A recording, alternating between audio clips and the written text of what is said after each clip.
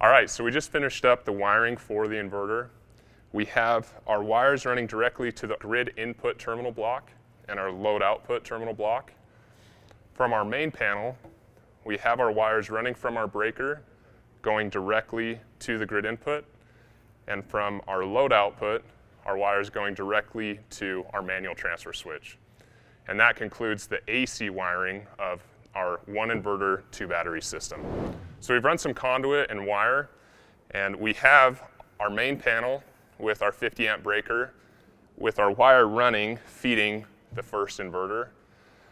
And then on the load output side, we have wire running through our wire box cover and then through our conduit. The reason we have so much conduit here is we're actually going to expand this system later on, and that's a benefit of utilizing the Sanctuary system, is they are customizable.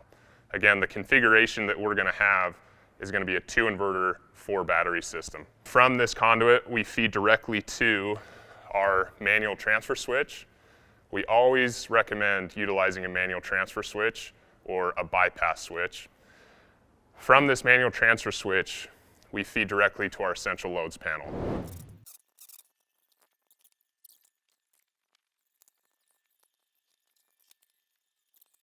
So what we've done is we've installed our conduit for our DC solar. Our conduit goes directly to the panels on the roof, and from there we have 2 strings of solar that feed to our MPPT charge controllers.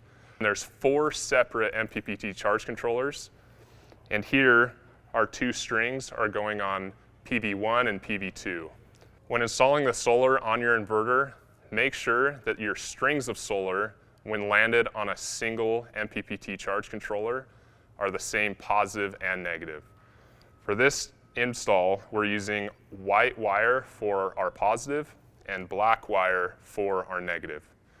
Our string 1 is landed on PV1 for our positive and PV1 on our negative, and our string 2 is landed on our PV2 positive and PV2 negative. And that concludes the wiring for our solar.